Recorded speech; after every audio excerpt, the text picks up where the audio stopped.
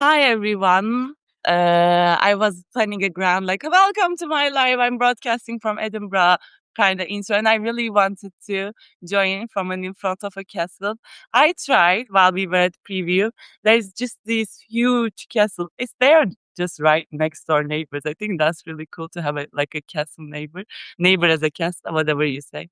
But I tried, but the quality of just like the video and stuff was bad. So I just decided to join you from my room and be fully present without worrying that my battery would die or just like whether if like something wrong happens. So welcome to my live, everybody. I don't know. I at this point I don't remember which episode is it, but I'm broadcasting live from Edinburgh and I have my closest friend, Pancake Sushi, aka Mike, as my co-host today. Hi, Mike. Hi.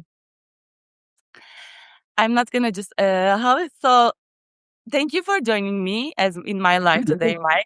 If you You're wanna welcome. brief introduce yourself. I'm Mike, also known as Pancake Sushi. Been on Substack almost a year, and yeah, That's it. It's almost about to be my first year anniversary too, by the way. I think I joined towards the end of you July. joined a little bit before me. I joined before you. When did you join? No, it's probably like end of October. Oh, you joined way later than me then. Yeah, Okay. Well, I'm still new. how did you decide to join to Substack? I have no idea how that started. I was looking for places to write, and I found all the other crappy places that everybody else did.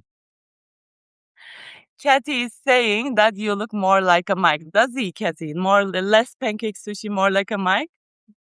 Well, that brings me to my other question. Where did pancake sushi come from? Yeah, this old story. I got drunk with a couple of coworkers one night, and we worked an overnight shift, and we went out for pitchers of beer in the morning, Mhm. as you do. 6 a.m. We're getting off work, and we've been working all night, and they're 10, 15 years my junior. So they're like, let's go out drinking. And I'm like, great idea. So afterwards, we got breakfast, and all I could manage was the word pancake when the waitress came in. Yeah, Yeah, good. the nickname stuck. It's like authentic though. It just stays It's like a memorable name, I think. Yeah. I just tacked on sushi because my mom's Japanese, so I'm almost Oh, half Japanese. I didn't know that. Yeah. Okay, interesting. My And my family has samurai in the lineage. do your Yeah. family have samurai in your lineage? Well, Yeah, you have. yeah. Her grandfather was the last one to carry the sword, and there's a little shrine in Japan that has our family, crest and name attached to it. But it's just a shrine, they don't have any real power or land or money or anything like that. Yeah, but it's cool. Yeah, That's amazing. Like passing down the last word, kind of. That's nice. You should write yeah. about this. Why don't you ever wrote about this? I have. You have? Okay, Yeah. okay. We Yeah, I'll write about it again. do write about it. But we mostly know you, Mike, from your poetry, and we know that you're a killer poet. Thank you. Yeah. So you write more poetry than prose. So can I just ask, like, what do you love most about poetry? Being able to tell a complete story in a confined space, introducing an idea Mhm. and having that idea conveyed in as few elegant words as possible. I think that's a challenge, and I've always liked it. Yeah. I think your words are way too elegant, by the way. Like as like someone who is like has English as their second language, I sometimes there are times that I apply to dictionary. I'm not gonna lie. You have like a niche word selection. Thank you. Since how long are you writing poetry? I I'm 52 now. I last wrote in high school, and I got published a couple of times when I was in high school, and I Wow, that's life amazing. just took over at that point. You can't wrap your head around all of life's complexities when you're 14 or whatever.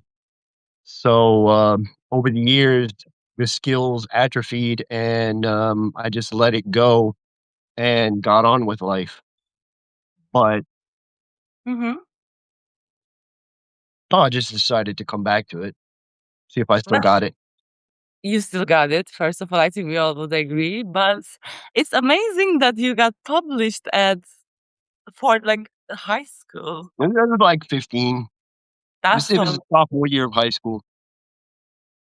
do you still have those poems that you wrote in high school? I don't even remember what the hell I could probably reverse engineer where the hell it was coming because the internet, everything got more advanced. This is like 1988, 1989. It's I probably wasn't before you were born. Yeah, I yeah, wasn't even rubbing it born. in, rubbing it in. But, yeah, this was in Philadelphia, Creative Performing Arts High School, and I still remember the teacher. She was a, Holocaust survivor, and she Mhm. kinda took, like, the That's class under her wing. She was the creative writing professor there, and she was very she promoted us skirting the edges. She wasn't one of these, let's dampen down your enthusiasm or what you're trying to go for. She liked the whole idea of testing edges. hmm, She was the one that introduced, some of these thinkers. I can't remember the guy's name, but she introduced, like, some philosophy to the class and would be using that as kinda like a prompt. And this is that's in, freshman and sophomore year of high school, so she was constantly challenging us like that, and I that's a always appreciated that. that's kind of amazing. Were you the only one who got published in your class? No, no, well, yeah, then half the class got published, and she was the one that was submitting them. She That is she she just would, amazing. like, take whatever she liked, and she would submit it, and she would come up to you and tap on your desk and be like, "Hey, I went ahead and submitted this poem of yours or this essay of yours, and we should be hearing about that in a month or 2 or whatever," and then she would show it to us. That sounds like a great teacher. I think teachers have a lot of like effects or impact on how you grow and like they're supportive when they become supportive. They just like I love when people just be happy when their students are becoming successful and teachers are enthusiastic about that. Oh, yeah, Was she was go mhm. ahead. No, no, I was you go ahead. I tend to cut people a lot, so don't mind me. No, it's okay. She was, she was I don't wanna say she was like Mr. Keating on Dead Poets Society, but that's what she reminded me of, It and has that that type, yeah. yeah, I can't help but make the comparison because I was in high school right around the time that that came out.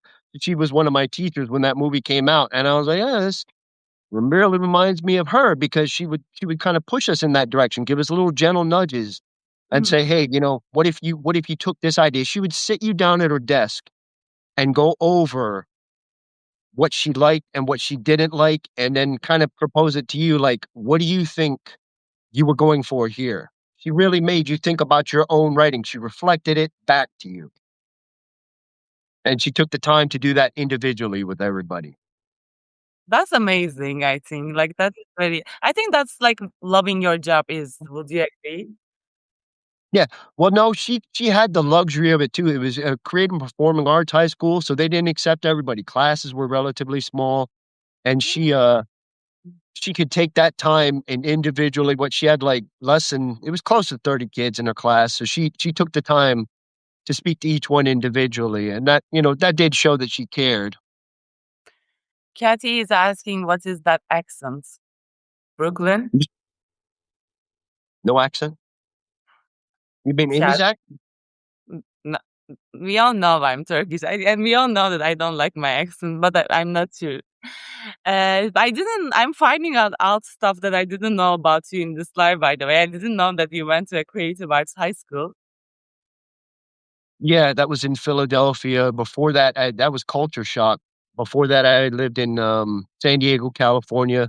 My dad was in the Navy, so I moved everywhere in the United States, sometimes multiple times. The only places I didn't go was Alaska, born in Hawaii, You are East born Coast, in West Coast. Hawaii? Yeah, Wow. yeah. Yeah, Elias and I talk about this a lot whenever I hear from him or whatever. We'll talk about Hawaii, and being on Hawaii time, what that means, everybody in Hawaii doesn't start moving before 11 a.m. That's when everybody in Hawaii is waking up. 11 a.m. Like that's the general time Yeah, people make. it's they'll print it on shirts. It's completely the attitude of islanders. They're completely laid back. They don't I care. love black They're like, people. "Come back when I'm awake. Go away."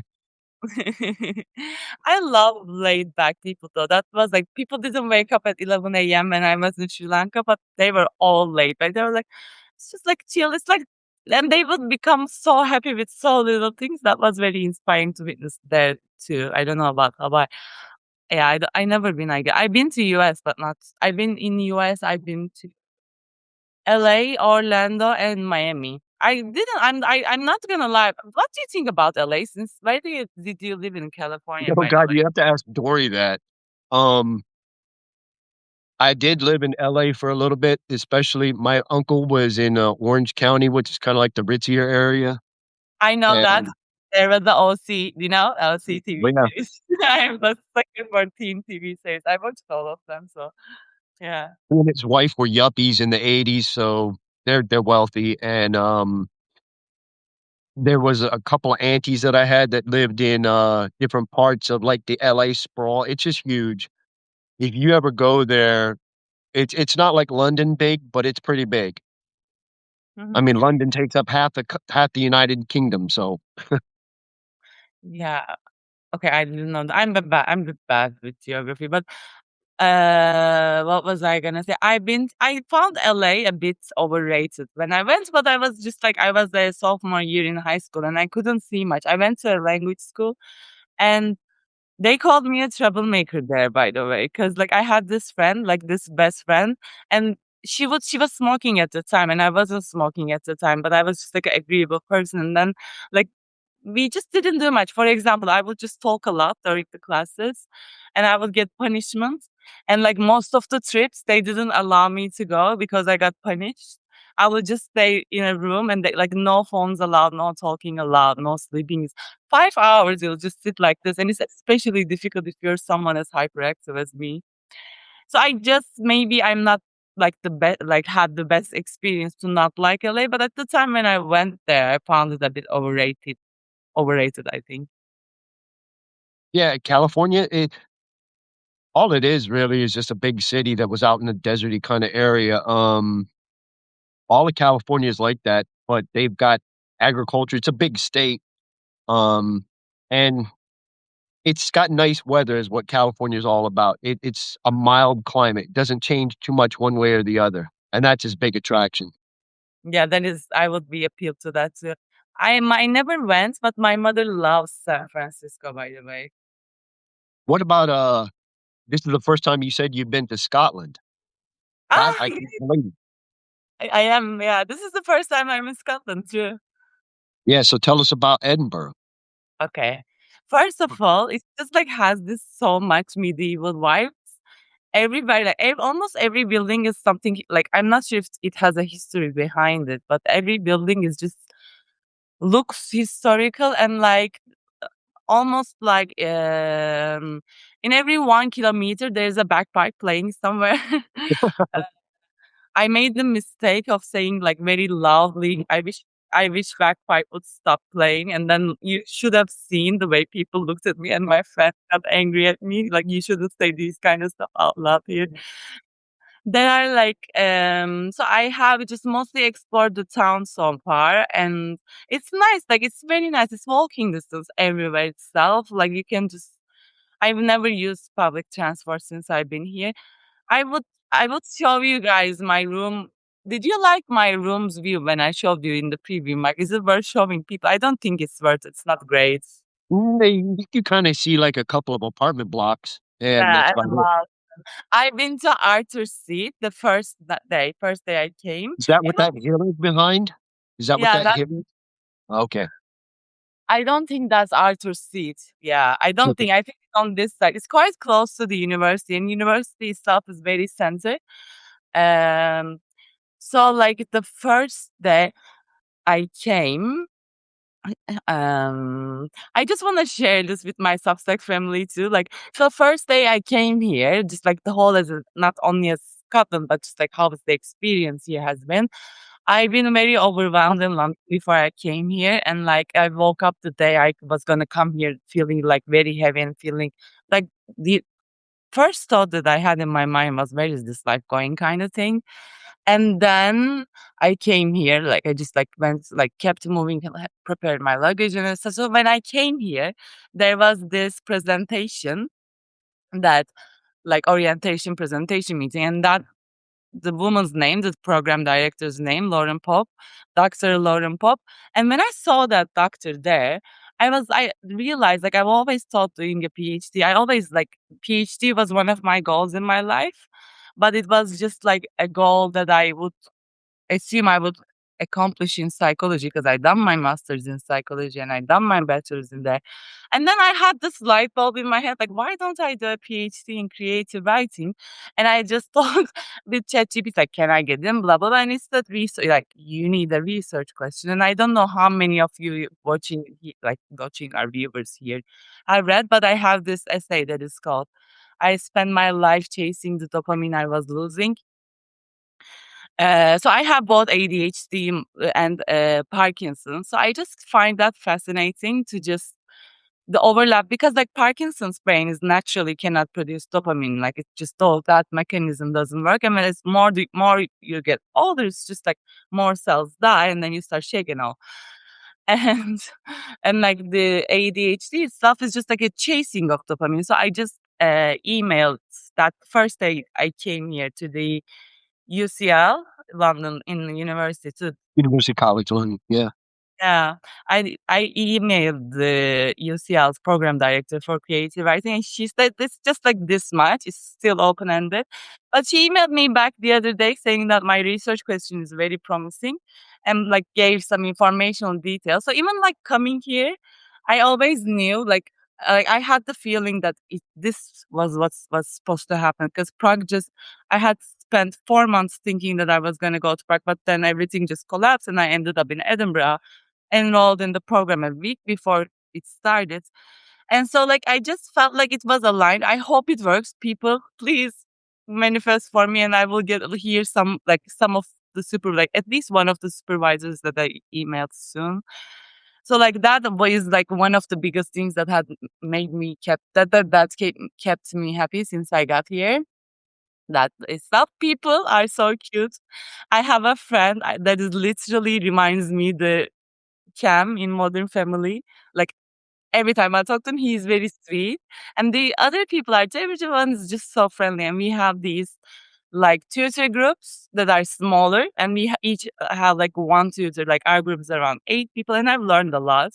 I never learned structure in poetry. I always like play it by the ear, and so I learned imagism. I learned a lot about modernism. And what you said about like your teacher reminded me of a bit of modernism. Would you say so?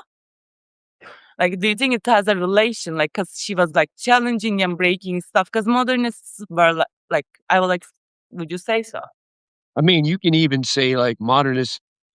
I would put it, like, from the Romantics on to the early 20th century, that whole time period, everything you can think of it, anything from steampunk up to, you know, modern industrial, and it's all the backlash, the societal backlash against that, you know? And the artists that had to deal with that, especially the pivot point was probably World War One, because you see Mm, all this literature coming out after World War One where all the poets, there were a bunch of soldiers. These guys were just soldiers, and they're writing about, the field of Flanders, this famous one, this Siegfried Sassoon after the war. Um, so many of them, Yates, all these guys had careers based on the turning point of World War One, mhm, and even guys that you wouldn't consider Tolkien, J.R.R. Tolkien, and his buddy C.S. Lewis, mm, they're both veterans also, and you wouldn't consider them modernists per se. You would classify them by their genre, but they were part of the modernist movement too. Everybody in that movement was all shifting culture in a different direction, saying, um the mechanization of society and warfare especially really was a turning point for humanity, and they were trying to convey that to everybody. Did you guys know that Mike is human You ChatGPT? know, You knew, but I just wanted to tell it back. Would you want to explain what modernism is for people who are watching us and like maybe just relatively new to the concept? I kind of just did. It's just really it's a way of identifying a specific movement, cultural movement, in a specific time period that, like I said, was kind of a backlash, maybe starting in the mid 19th century through the mid 20th century. Really, you can extend it through that entire time period. It's when, social upheaval was happening because everybody was centralizing in cities and getting industrial jobs that were dangerous. Kids were working 18-hour shifts right next to their parents, losing limbs. People were dying in fires because there's 200 of them packed into a building with a maximum safe occupancy of 50. It was Mhm, things like that, and people finally just had enough of that, and a lot of revolutions happened, and you had figures from Karl Marx to Nietzsche come out with philosophy, kind of helping people put a label on that. mhm. Freud also, Jung even. Yeah. This is kind of part of this social upheaval that was happening in history, going from the ancient regime, the ancien regime, to modern societies, democracies. Yeah. You couldn't have asked me.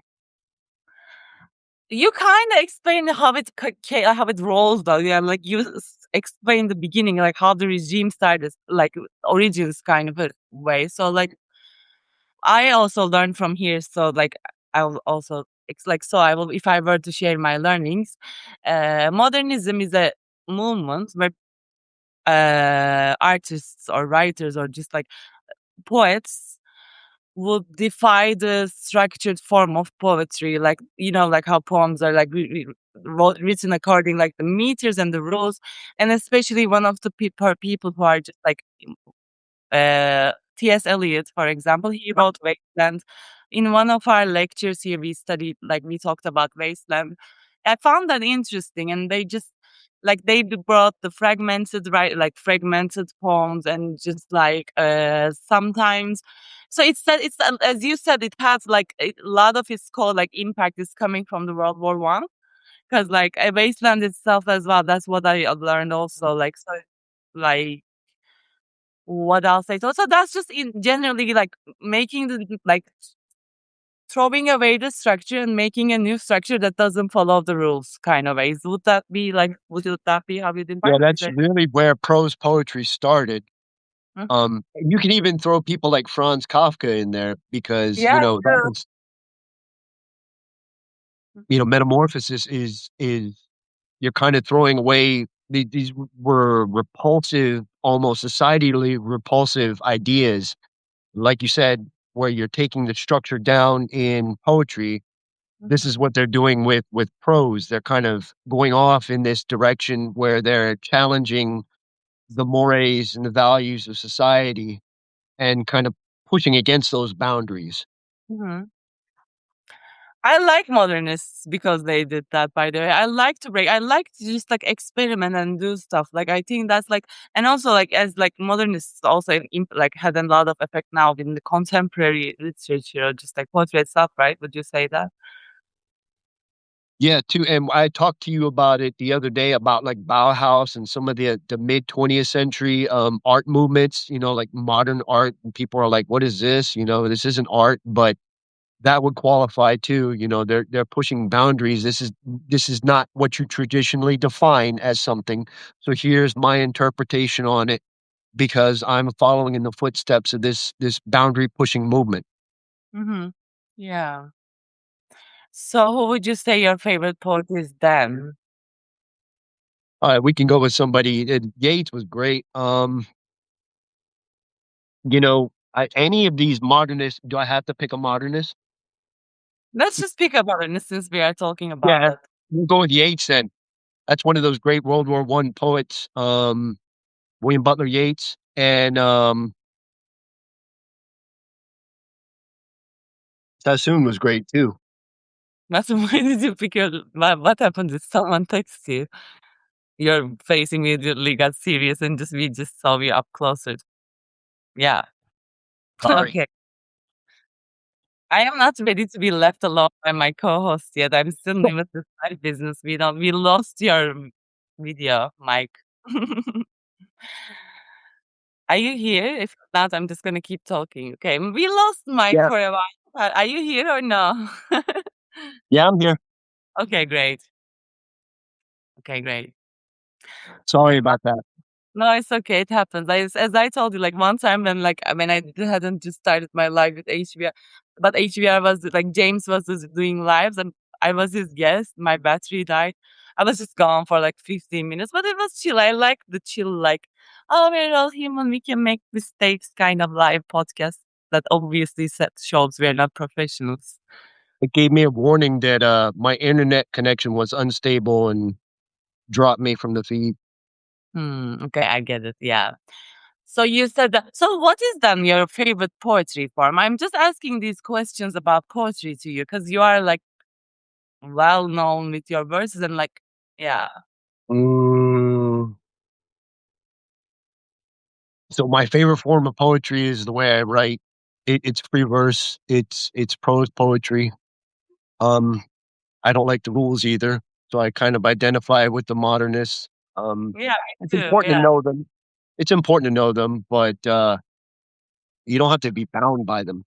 Yeah, but I've been also told by my tutor. I don't know if it's of I've been told that T.S. Eliot was a horrible person as a person. Oh yeah, Yeah, right. I just learned that here. I didn't know. It's interesting though. oh yeah. You have a lot of these people that were just completely horrible with, Jung and Freud hated each other or whatever, Who their whole lives. Jamie said something very sweet. She says, I am enjoying waking up to this literary conversation. My favorite form of poetry is the way he writes too. Toss the rules. Toss the rules. Yeah. That's what I'm gonna name this live episode's title. Who and Freud and who was like, why was TS horrible? TS horrible? Like you could, I think you would have a better answer, Mike, than to this than me. T.S. Eliot, Why was he horrible, Mr. GPT? because he was just a bad person. I mean, you I've been, can uh-huh. I've pick been told he anybody. was a fascist, by the way. I've been told he was a fascist. There's some evidence for that, yeah. And never meet your heroes. What are they going to be? They're going to be people. They're going to be as flawed as anybody else. So But like, there's a different being, like a people, and then being horrible. Do you think those are in the same scale? What made him bad? Audience is asking Mike. he was a horrible poet. Um, he was just a terrible person. He was always making 1 a.m. toilet tweets. I don't know. I didn't live with the guy. You cornered Mike. For the first time I'm hearing Mike says I don't know. He was just like my tutor told me that he was a fascist, and then he was like just like mean, and I guess he was like I remember some bits and pieces, but I don't want to lie. I will find it out and message you, Jamie. But yeah, the most Well, no, distinct. you know what, Jamie? Look up uh look up Hemingway and what people thought of Hemingway. Just imagine. Yeah, he But was a great guy to have a beer with, but imagine when it got a hold of him, when it got one over on him. And this guy's completely drunk and he's reliving some of the stuff he went through in the Spanish Civil War. I'm sure he was a terrible person at that point too.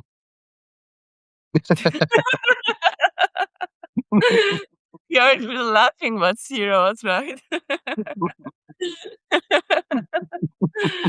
Yeah, narcissist. Exactly. Exactly. You're right. I didn't know, like, was Hemingway a narcissist? I didn't know that. So Hemingway, yeah, amongst other things. Like what? Well, like I said, he's an alcoholic. So I'm sure, he gets mean with people. Would you like, okay, like he drinks and then gets mean with people. Has like Sounds a revolver, has a revolver on his desk, something like that. typical. But I like Stoics, Jamie. Don't you like Stoics? Like, what do you think of Stoics, Mike? It's a And sound I don't like philosophy. like people are just I just like the Stoic philosophy, by the way. Yeah, yeah. It's a sound philosophy, except you're asking a lot of human beings What do you mean? to be stoic all the time. I mean, half of our a good chunk of our brain function is devoted to emotions. But Stoics are not saying to just cast aside your emotions. True, true, but they are asking you to constantly be vigilant against something that's a part of your experience. So, As in, I don't can we think have there's I Mhm. don't think there's any one all-inclusive philosophy that's gonna get you all your answers. Otherwise, people would have all got in one line and said, "Hey, this is the one that's got it figured out." Yeah. Nothing can encapsulate what it means to be a human in a single philosophy, church, or whatever. Yeah, that's true, but that's why they kept discussing. Like that's what whole philosophy is about, based on discussions. But I want to say something about Stoic philosophy, like because the current CBT training that I'm taking is based on Stoic philosophy. So what I know is just like it doesn't ask to just like cast aside your emotions, or you use. Did you say vengeance when you were talking of Stoics, or did I heard that word wrong? No, no, no, I didn't say vengeance. No, no, no, no. Okay. Okay. Anyway, so like from what I know, like Stoic philosophy is generally based on taking control of what you can, that what is up to you, and Right. leaving aside what is not. And I Yeah. felt from what like where I see, I don't think like as you said, like one philosophical school or movement just can capture the entire human experience. I agree with that. But I think Stoic philosophy is like if you manage to attain it in your mindset most of the time, it just really helps because it also says like welcome. It also says like control what you can and let go of what you cannot, and that's just actually really helpful because then Yeah. it all both refrains you from getting into victim psyche. So if I like, because if you like victim psychology itself is just like leaving aside your control to, like it's just saying life happened to me instead of taking control and changing things you can.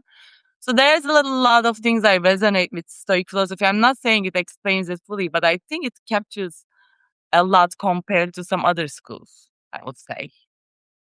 Yeah. There's just too many.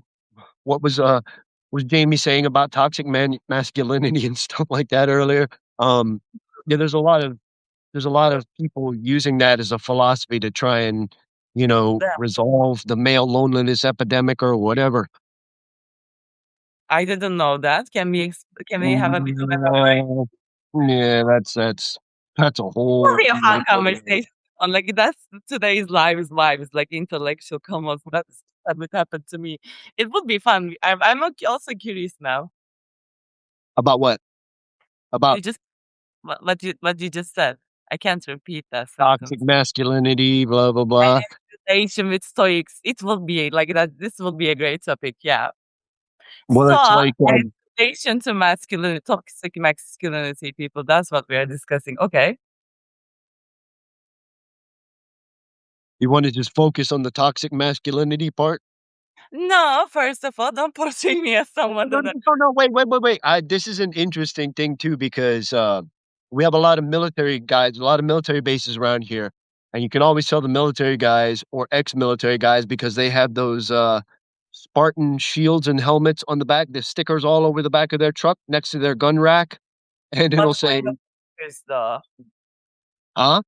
What kind of stickers? Like what stickers? There's different, tactical gear companies and stuff. It's for, like, Ah, helmet flashlights and stuff I like get that. it. Yeah, I These are understand. the Yeah, kind of guys that take themselves way too seriously, I get it. and, they'll have the Spartan logo and the little saying, "Come and get it," "Come and take it."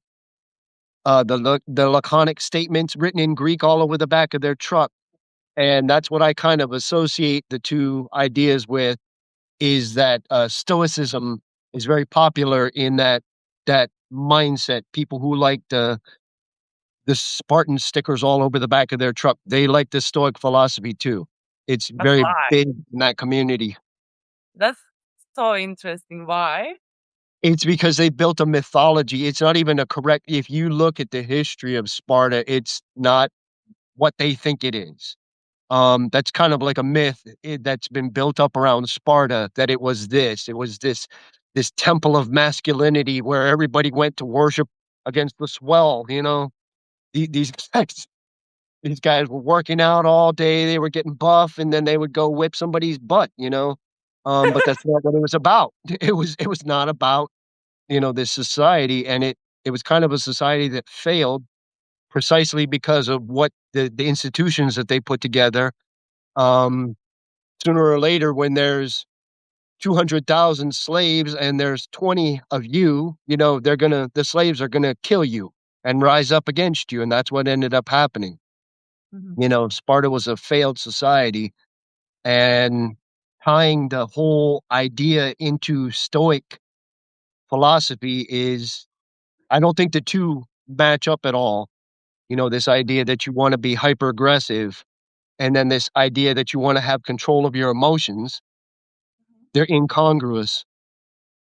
Yes, I think so fully. I but I'm just trying to understand the overlap. You have a way of answering things from their origin, but like when it comes like what is the overlap? How did they pull Stoic philosophy into this end? I just can't like I it's Your interesting. guess is as good as mine. It's the military mindset. Um, these guys everybody likes a euphemism. Mhm, It packages something complex into an easy to understand, easily digestible little blurb, mhm. and unfortunately, that's a lot more rampant in the world, but it's especially rampant here in America. People love their slogans and their stickers. It identifies Yeah. something about themselves. It's an ego boost, it's an ego trip. Mhm. Is your answer finished? Yeah. I was just expecting more. Okay, I understand the ego part.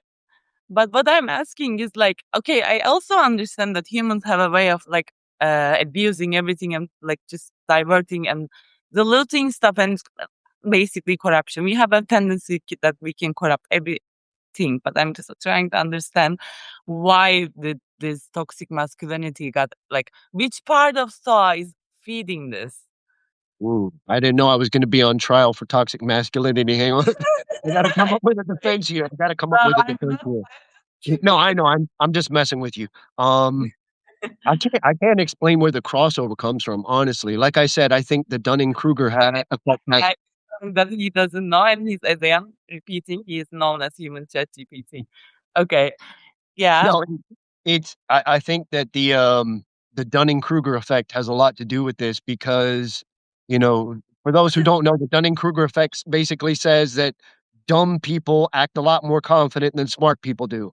So, I think that people who aren't necessarily educated on a subject run with something, especially when it's packaged in a slogan form and say, "This is an easy solution for instead of a substitute for a personality." How about Mhm. that? That's Is that a great. better explanation?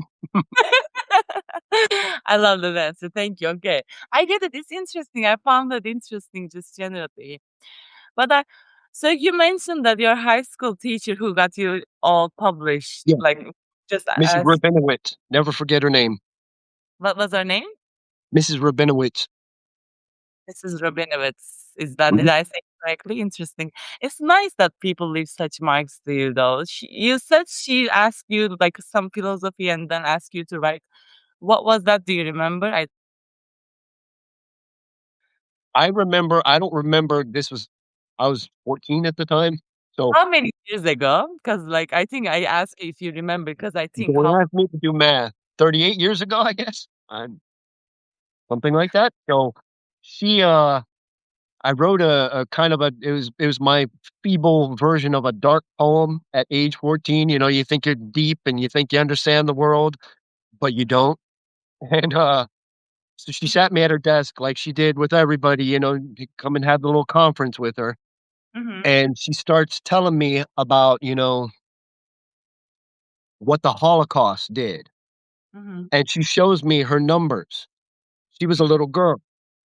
I Ah. think she was a teenager when she was in, I don't even remember which internment camp she was in, but that kinda, and she would sit you down and tell you things like that. It was very real, confronting a 14-year-old with that, and I was a big, even back then, I was big into history, so I knew exactly what that ink in her arm meant, and seeing how crude it was, and it was like, having history slapped right in front of you, like a Mhm. piece of it, like a raw meat, and Yeah. shown to you that you can't turn away from this. This is what this was like. I walked through this, and she kind of brought that darkness into focus, letting hey, this is what real darkness is. And but she was very she was always cheerful too. She was never morbid or dwelling on anything like that. She wasn't morose. Mhm. And, that was the amazing part about her, is that she would not hesitate to try and draw that out of you. She just wanted you to say what was on your mind in as That effective a way as possible. I'm, like, inspired by this teacher just by hearing about her. And she was old. She's probably long since passed by this point. Wasn't always in the best of health either. Had a lot of health problems, so I'm sure she's passed on by now, but, that was one of those teachers that you could back then, even as a punk kid, you could see that teacher, like, pulled something out of you because she wasn't full of it like some people are, she was always real with you, and she would Mhm, tell you like it was and mhm, wouldn't try and sugarcoat it for you. mhm. That's nice though. I think that's really important. Like also high school is an age where you can just hear the truth and etc. I like this teacher. It's nice. It's nice to know like there are people who actually are passionate and just like care about what their next generation. So I met. I'm just gonna tell the story that so I met. I'm not lying. I forgot what I was gonna say. Was it the meet cute? Yes, but there was a point where I was like, let's just tune to Donna and I will just skip this embarrassing moment. Donna says, how does your memory of the teacher influence your view of life today in the US? That's a good Mm. question. Depends on what part of the life in the US you mean. As far as teaching, I don't think you get a lot of there's And devotion. so, like you can just answer around like just around you. You just do not have to answer for the entire country. No, no, I mean, yeah, that's as far as the teaching part of it, I'd say that there are plenty of teachers, like HBR, he talks about this a lot, where they're devoted, but I even told you this the other day when we talked about it. I said that teacher had a smaller classroom size because it's a creative and performing arts Mhm, classroom. So there was fewer than 30 students. Whereas, the average class size, I'm sure, is swelling above that number, and maybe teachers don't necessarily have the time or energy to devote to students. And I mean, it's a sad situation. The world's at your fingertips. The technology has finally caught up to where you literally can teach your way through school. And it seems like a lot of people want to take that easy road out. So there's complications on both sides of the issue. mhm. Okay.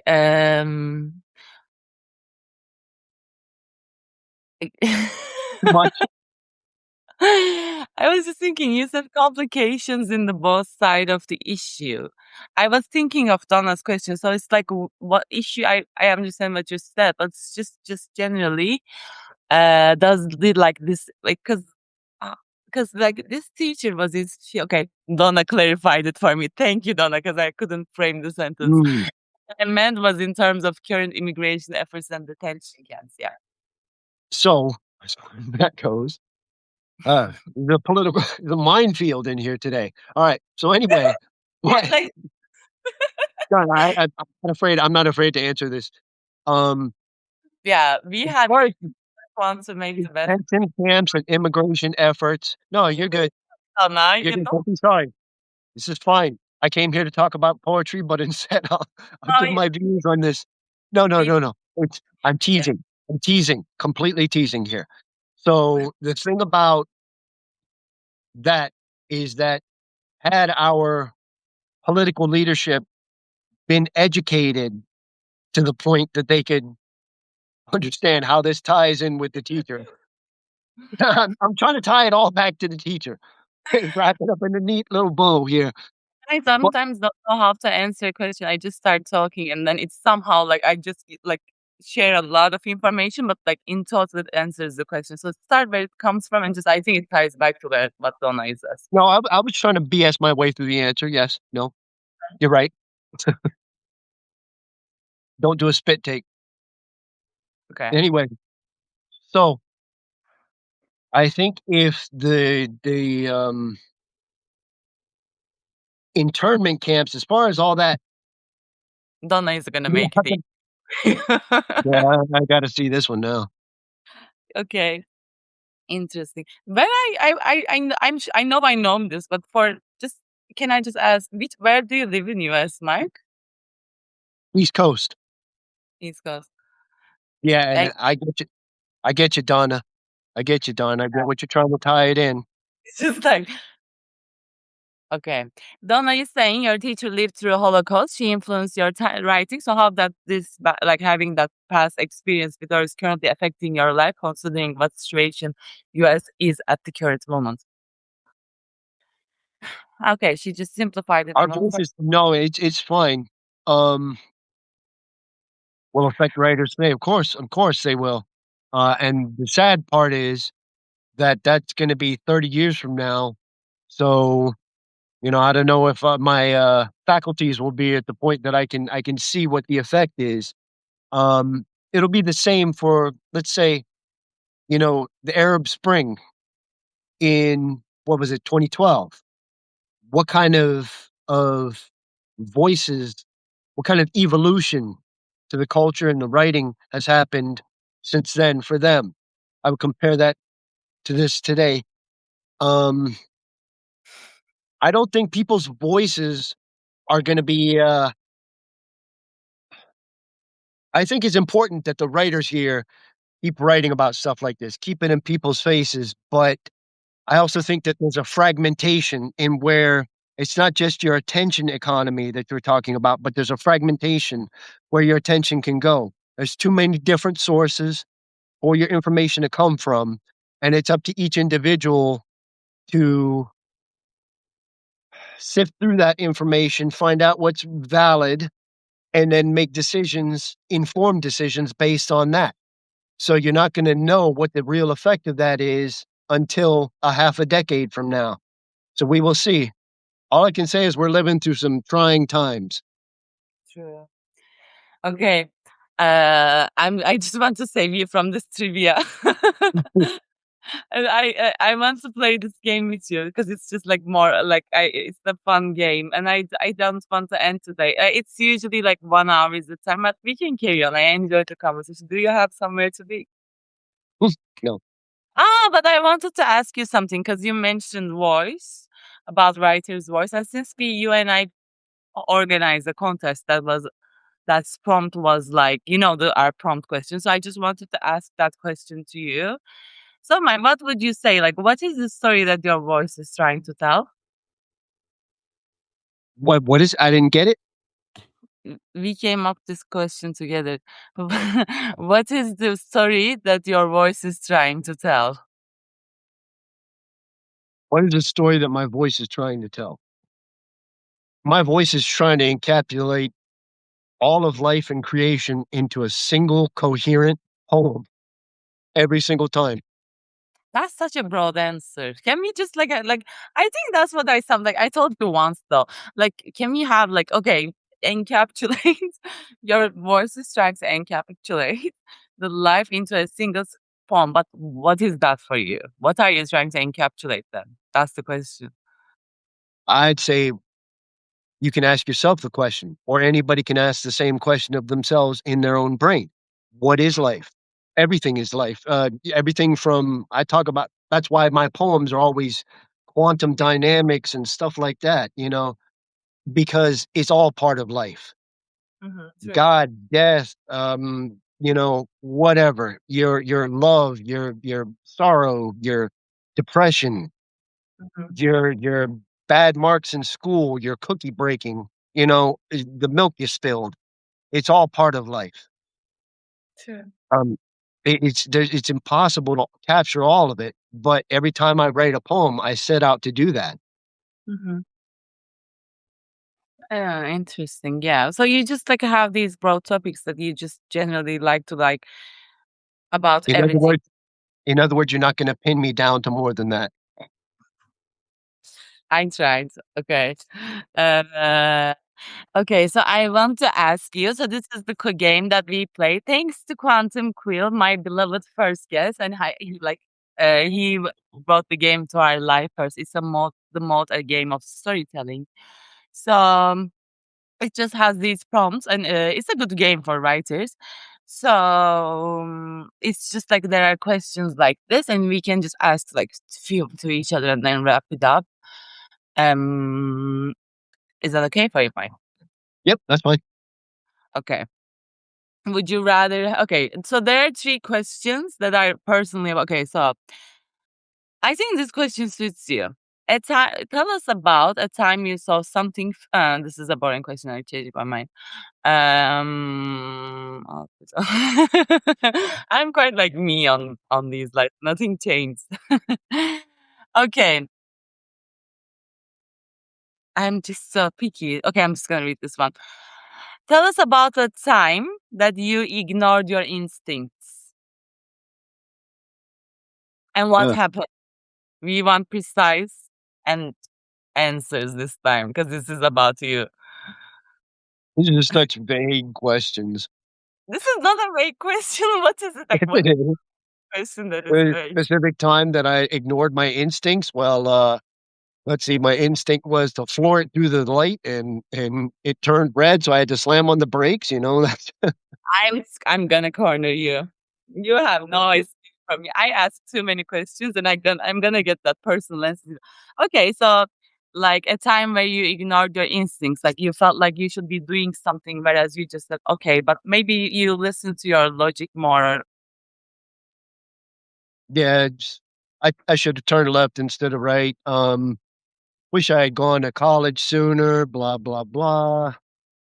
Wish Yeah, I had you're not wish I like had huh? this. You're not taking my game seriously right now. No, I'm not. Please, can you take my game seriously? Okay, I'm just gonna change the question because you ruined it for us. Okay, sorry. Okay, no, it's okay. No one has to say sorry in this live live, like, no one has to say sorry in this podcast. Okay, um, Ryan had asked me this question, so tell us about a time when older wasn't wiser. Like, does that make sense to you? When older wasn't wiser. Tell us about a time you were wise beyond your years. I would like, Oh, yeah, that's easy. okay, you just roll. Now we right, like we are expecting them. Yeah. It's when I didn't, re-enlist in the Army, and, What? like, the next year when was it? This was a long time ago too. I didn't re-enlist in the Army, and we went into war the next year, so I was like, "Ah, dodge that bullet." Oh, okay. Yeah, sure. Yeah, How long were you in the army for, by the way? 4 years, just 4 years. 4 years is long. How Mhm. was it for you?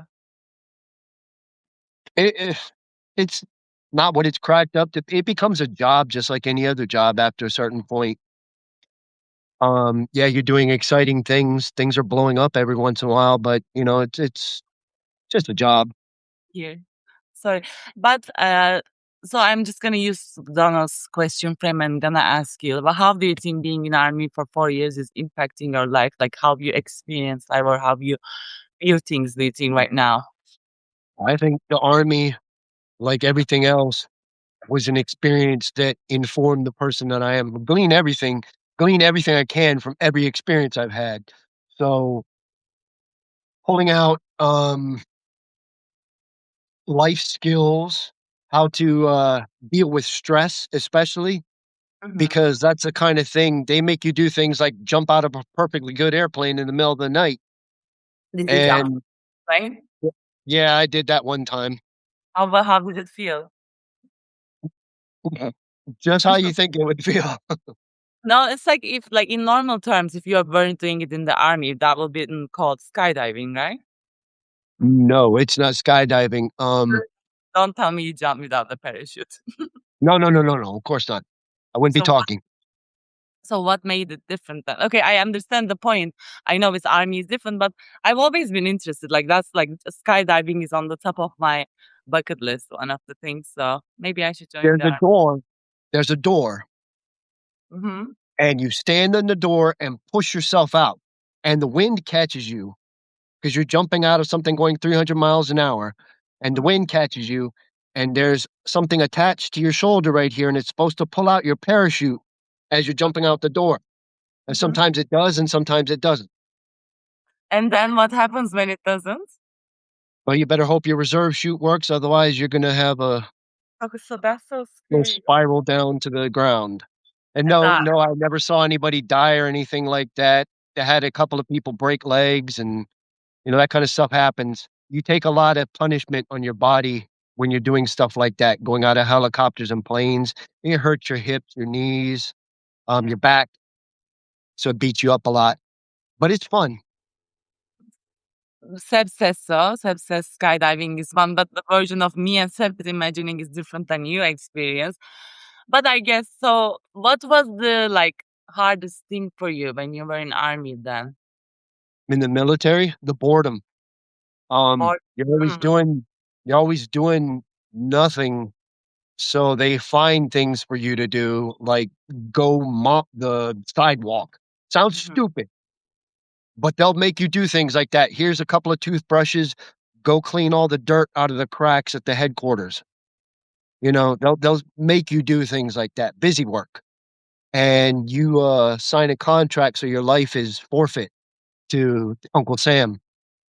So when they want you to do something, you just have to do it. yeah, sorry, I've been trying to understand what Bob the Free Radical said. He said, Amy, did you know the cosmetic removal of hair is an unnatural act? What does that mean? What do you think is mean? If you can explain, we would love it. This is even worse than the other question. This is even more of a minefield. I can't This I can't answer this. yeah, Oh, uh, ex-Navy. I didn't know that. So, okay, sorry. So what does that mean, Mike? He's he's ex-Navy, I'm Army. It's his thing. Ah, It's talking about when you first go in the military, you get everything cut off. You can't have any hair mm-hmm. on any part of your face Yeah, when I you're think that's like similar, like that in Turkey too. When you're going to army, yeah, interesting. So the most difficult part for you was boredom in the army, and then they would invite yeah, you to talk. So how did you like? It's amazing, like God, like you leaving, like you left, and then the year later the war started. You say, or yeah. We were in, this was Somalia is what it was. Somalia happened. Black yeah. Hawk Down. And I was training to be one of those guys that was Black Hawk Down, the Rangers. I was in Ranger training. They would have never sent me to combat, but still, I kind of felt like I dodged a bullet there. You have such an interesting life story, Mike. Like you have like there's like a bit of everything, like a bit of that whole society, a bit of like a army life, and a bit of like living all of how born in Hawaii kind of person. Like such an That's the one thing I would say about my life that makes it good for writing or whatever is that, you have a broad spectrum of experience to choose from. yeah, So you don't think what this person's life could be like, you know it from experience. yeah. Also, you just like generally in like you just talk about like when we talk with you, like text and stuff. We talk about your day to day, what you're doing, like what's going on with your life, but like we don't talk about like how your life was in the past. So it's interesting. I'm learning all of this new with our audiences. But I knew you were in army, but just like wow. And how did you decide to leave then at the end of 4 years? My contract was up and I just didn't wanna go back in the military. I was like, "Okay, give me my college money and let me walk." Okay, so you said your father was in army, so did he wanted you to Well, join the he was in the Navy like Bob, the free radical.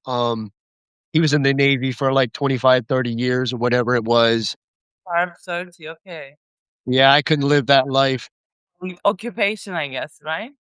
I could not do that. The military now is not what it was back then, so Mhm. Bob is saying, how about being assigned to research ship, like go follow the Russian fleet around, we doing research? he was on a spy ship is what he was saying. He was doing research. God's looks like for interesting. I was gonna ask something else too. Okay. What was your favorite thing about like okay, I know maybe there must be like what is the thing that you enjoyed the most about being in the army? Oh, exactly what I said, just the broad things you couldn't do elsewhere. Experiences, true. I You know, where want to sorry, I want to dedicate this question to Bob, the free radical, because he talked about hair. um, Mike, I'm gonna ask you this question, and then you can ask the next one to me. And if you want to answer this question, Bob, or like, of course, everyone in the audience, but like, I'm dedicating this to Bob. Uh, you can write in the chat. It says, "Tell us about a time when a new hairdo. Tell us about a time when a new hairdo was hair don't, or a time a new hairstyle changed your life." You can answer one of them. That's two of them. Which one, Mike? Did you ever like have a life changing haircut? yeah, oh, yeah, the military thing is that we call it a cue ball special because Mm, they shave you down literally to bald, and, mm, and they if you've ever seen that movie, what's that movie? Major Payne, where he has all the kids buried in the he has them buried in the ground, and he's spraying them with a hose, and he calls them a patch of Brussels sprouts. That's the kind of things that they do with you when you're in the military. They torture you like that, make you do push-ups and get all sweaty and run around and make fun of your head. But I guess like what I'm guessing like the way imagine it like there must be a year for like a rookie year, like and then maybe like following year do you just step up the ladder and then they treat you with more respect?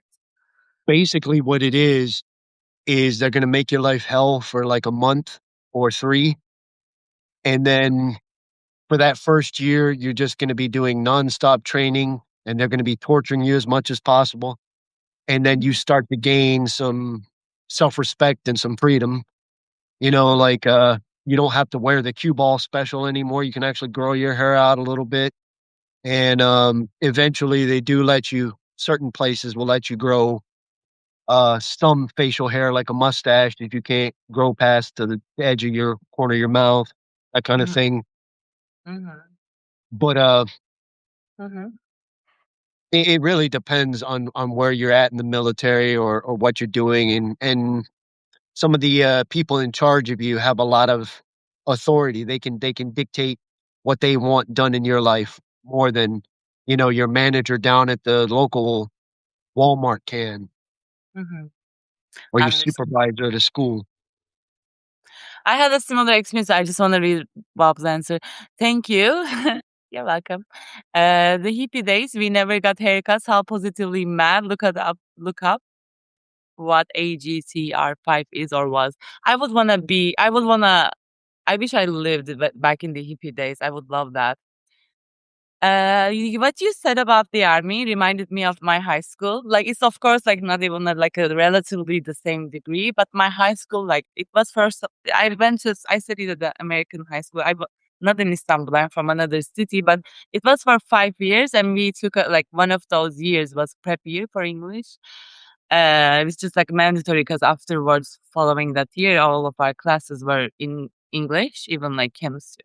And this sounds like, of course, normal to you, but someone who's like main language is not like English, it just feels like sometimes hearing like, yeah, I'm gonna learn chemistry in English or biology or etc. feels intimidating. Anyway, so our school was established at 1888, and that was very old and it was very traditional. And it was when it first started, it was like a guys' school, boys' school. There were only guys, and like there were only guys, and they have this tradition that is called. It may sound interesting, like maybe not fluent, because it's I'm gonna just directly translate it from Turkish, but it's just like sister brother system, and like a person, people that are older than you, basically are like you have to obey them, you have to do whatever they say, like you have to call, let's say like right now I'm calling you Mike, right? And how much older are you than me? So you had to give 'em some kind of respect. You had to Not respect, you kind of become like not slaves, but you become their servants kind of way, like especially like that oh, in you high had to give school. 'em a lot of deference, get out of their way. Do you have to? I'm just I just wrote, I might publish a piece about this because I wrote one recently, but it's just like you have to know every single upper grade's name. Yeah, Really? like sort of similar to like our school, like for example, 60 people, like, sorry, 600 people. Like I'm prep year, like let's say rookie year. You are expected to know the entire school's name. Every time someone older is passing in front of you, you just have to say, "Hi, brother Mike.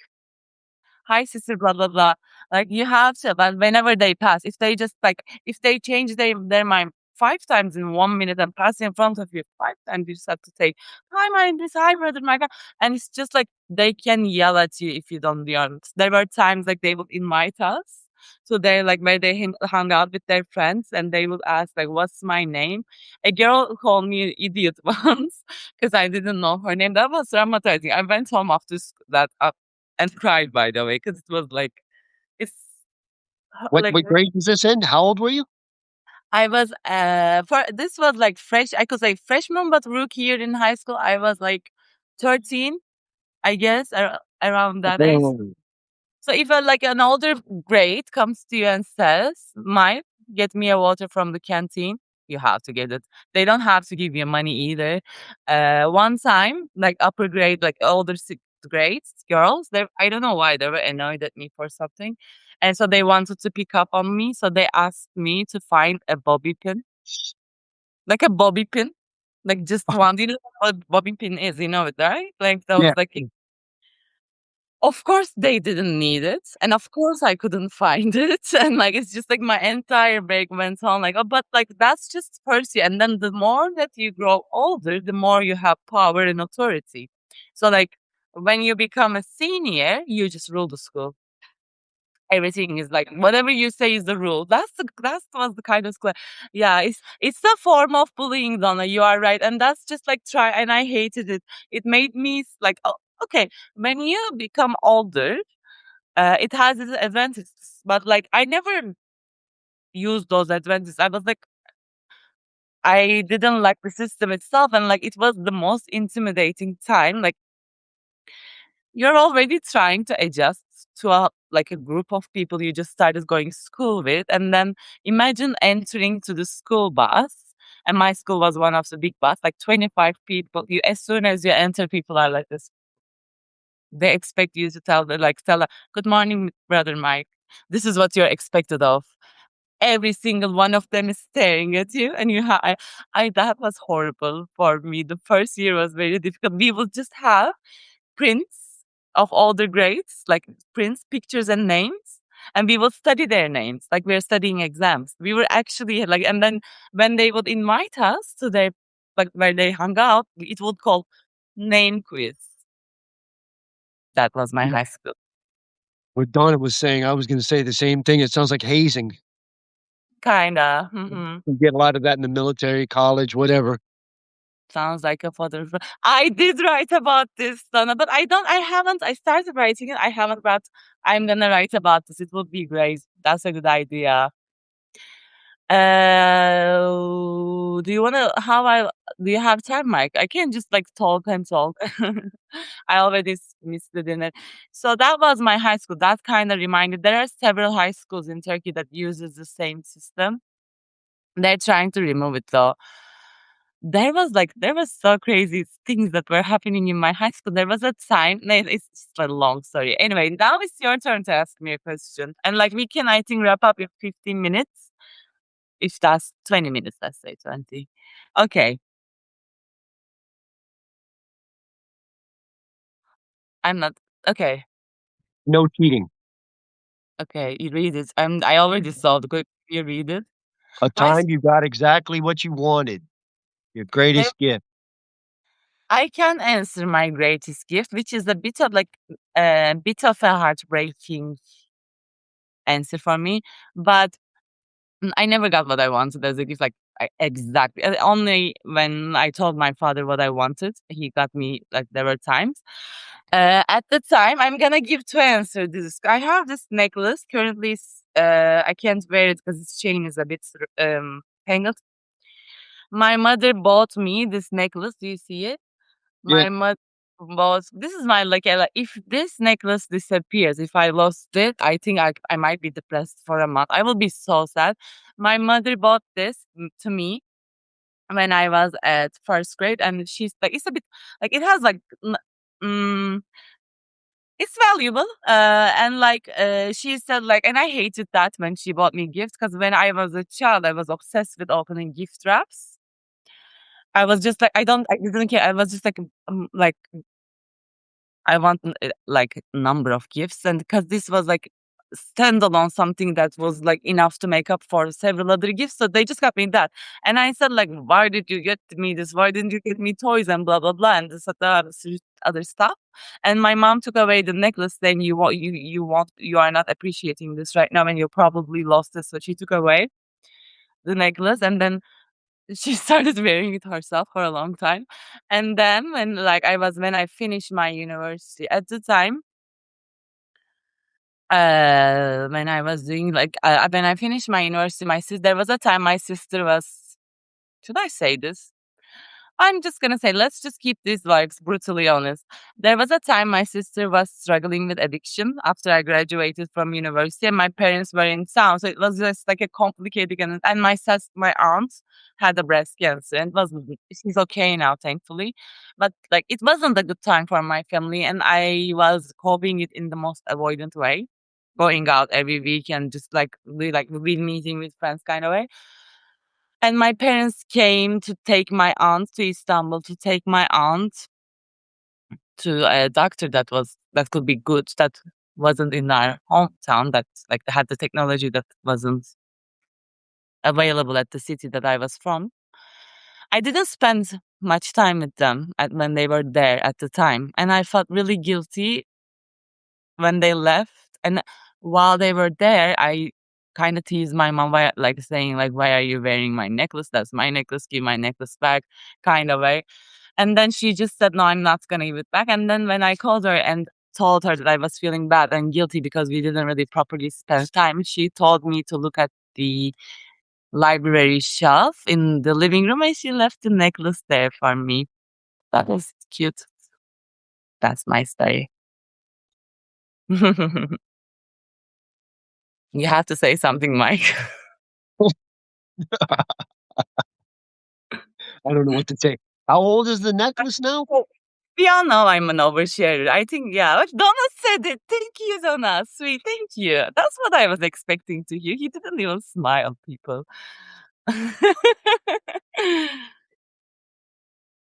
Okay, Sorry. now hot mess sounds like an interesting and fun question topic. You have to be honest. Look at the answer I gave, and look at your vague answers. We want precision, Yeah. not Mhm. details that feel Mhm. Mhm. answers. Mhm. Okay, Mike, tell us Mm. about a time you were a wreck. When I was a wreck. Yes, and we want precision and clarity. Mhm. Okay, well, right after, my stroke in 2010, physically, Did you? mentally, emotionally. Um, I was in my mid-30s at the time. I was 36, and it just shut down half my body. Mhm, So it's not so much the physical part because muscle memory is part of going back to sports in school, going back to, the army. So I had a lot of experience with muscle memory. That's one aspect of it. Taking the physical aspect, you can rely on muscle memory. It's hard, but mhm, you just have to keep doing it. You're training your mental pathways, your neural pathways have to be retrained like you're an infant on mhm, half my body. mhm. So this half of my body, the left side didn't work at all. It reduced That me to a state of infancy on the left side. That's not hard. The emotional part was hard. That's shattering. Especially when I had 2 kids at the time. I had a wife. I barely saw her when I was in the hospital. mhm, Barely brought my kids. I saw them once, over 3 months in the hospital. Then I mhm. got home and that kinda spiraled into a more depressing and life-shattering situation. So, yeah, it was not a happy time. I don't know how much more precision you want than that, but it was a No, painful thing. It was a painful. now it's my time to thank you. Thank you for sharing that with us. That must have been very difficult. So how did you recover? Like, it's like you said you couldn't use the half of your body.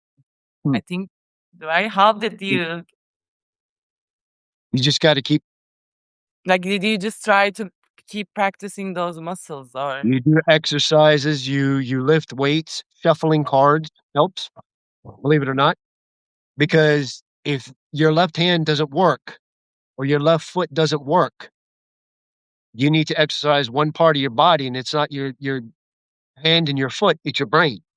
mhm. You have to I make know those too well about that. I get, yeah.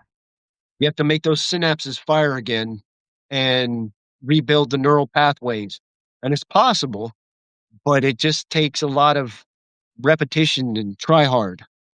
Mhm. I'm sorry, but like admire you for having the strength to just pick yourself back together. And like you mentioned, you had 2 kids, and I assume that must have been very difficult. It was, but, the when you're when you're not able to move, you can either just not function or you can get on with life and, pick yourself up and try and keep going. Too. I know what you mean about like your brain is not your but like it's just like this neurons don't fire. I had the same like when I was like before I was diagnosed with Parkinson's and didn't have my diagnosis at the time. Like it was so weird. Like it's some you were so young. Was that a factor in your recovery? Donna said. Yeah. Donna, there was a 17-year-old kid in the therapy unit with us. Everybody in there was recovering from a cardiac event, a stroke, heart attack, whatever. Most of them were stroke patients. We had a 96-year-old lady, a 92-year-old lady, and then a 17-year-old boy. He wasn't obese or anything. There was no obvious signs of why this 17-year-old kid would have had a stroke, but that's what it is. This neurological effects was a kind of they were hitting a lot of frontiers back then, and it's something that they still don't understand fully.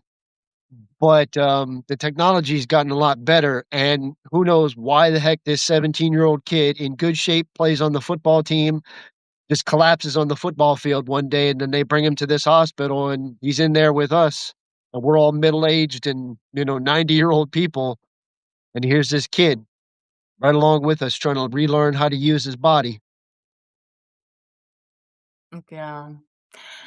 It's weird, right? Have you heard Joe Dispenza? Have you heard about Joe Dispenza, Mike? We never talked about this with you.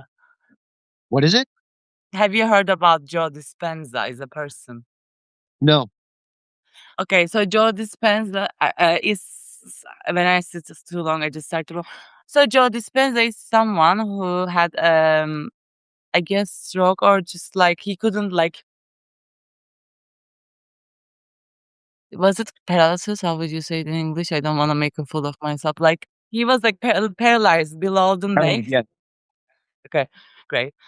He was paralyzed below the neck, like, it's just like he couldn't move any part, and this is a real story of it. He has books, he gives conferences, weekly conferences in all over the world. If you guys wanna ever be curious, I'm just gonna write his name to the chat. He was a Uh quadriplegic, it sounds like.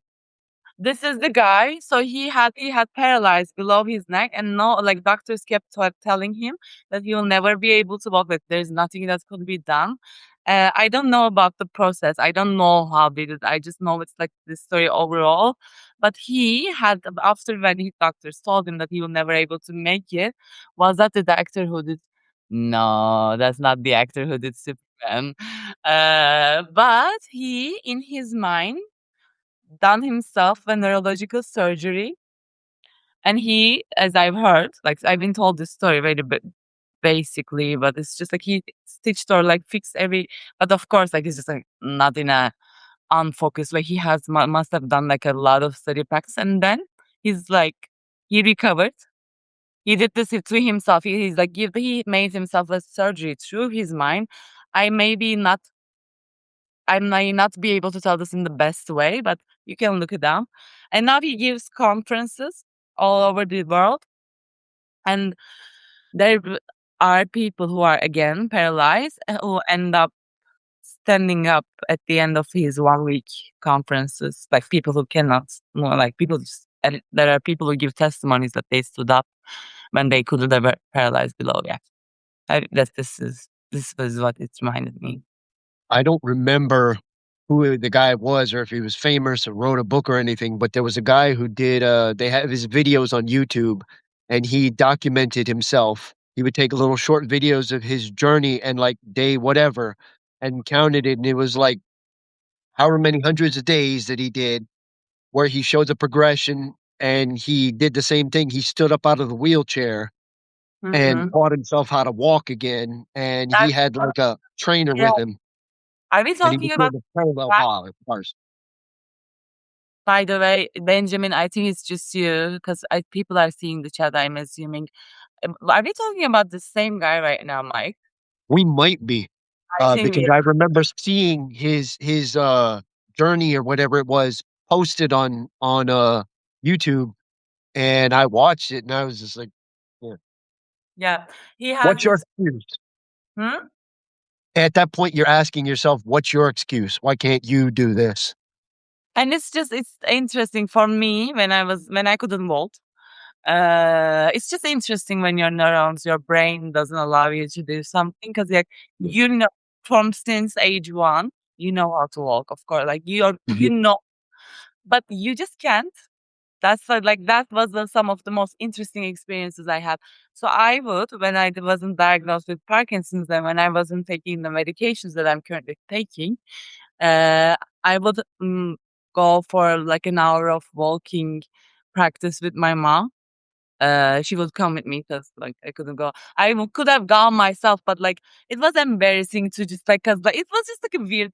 So anyway, so I would there were times I went myself, by the way, but my mom gave me comfort, of course, her being there. And then at first, every step required conscious effort, trying to step from like properly and etc.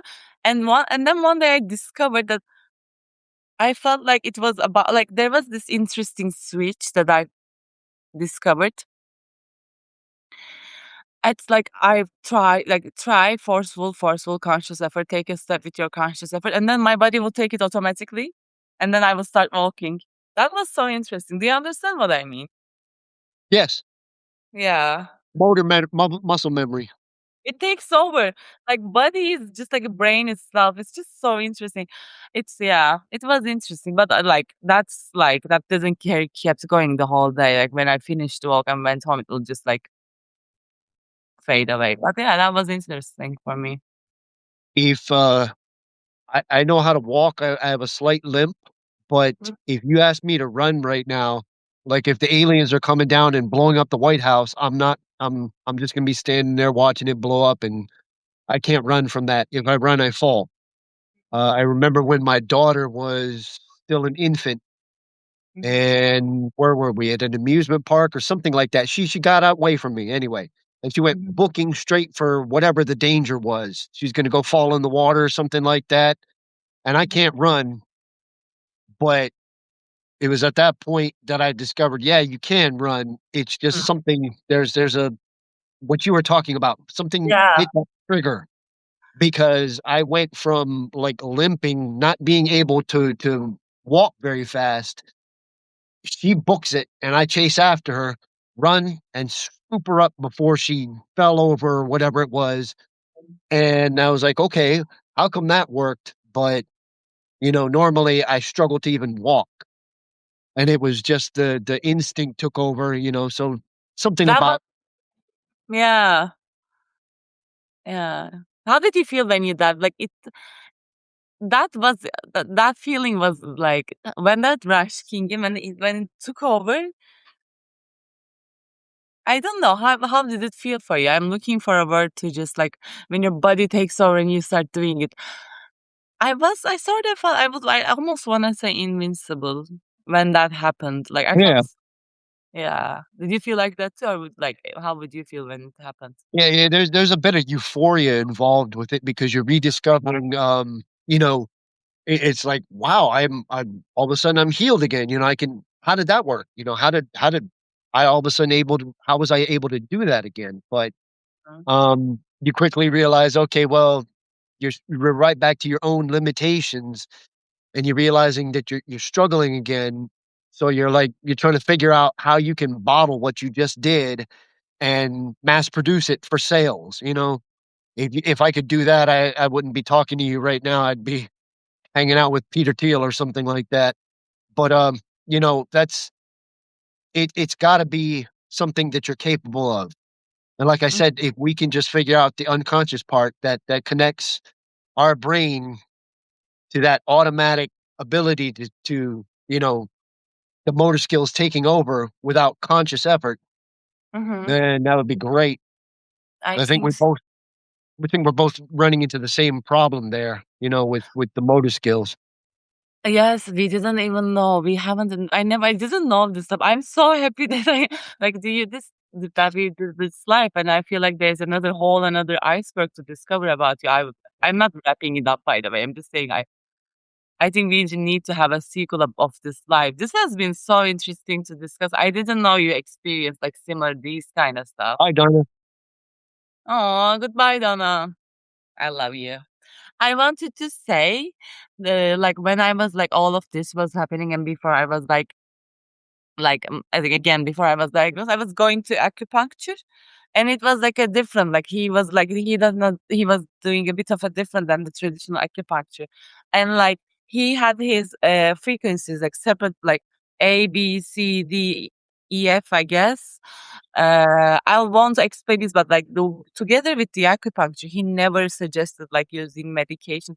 He always said if your body is like if you nurture it in the best way, but in that nurture, as in nurture, he means always eating the stuff in there, like whatever is produced in their own season should be eaten. You know, we like you like in right now, like tomato is we eat tomato every season, right? Like we have it, but it's like usually by nature it's like supposed to like fruits and vegetables and those kind of things are supposed to grow in certain season. So he Right. says like do it like eat as something in the way that it should be eaten, like and that goes for like anyway, you got the point. So like and then he together with his acupuncture therapy, he would just like says like your body has a way of like healing it body heals itself and if you do it with like it's just like I am not gonna keep telling this there's like this concept that sorry it just includes so many technical terms. I'm gonna cut this story in half even trying to tell it I got tired, but you know like body is like capable of so many miraculous things. I'm sorry people, I'm just tired to trying explaining this. Okay, last two questions and then we'll wrap up. And we have an exciting announcement for you, me and Mike. Yes, we do. Or should we just do the announcement and finish? Yeah, yeah, we can do Yeah, that. yeah, okay. Would you wanna like say it, Mike?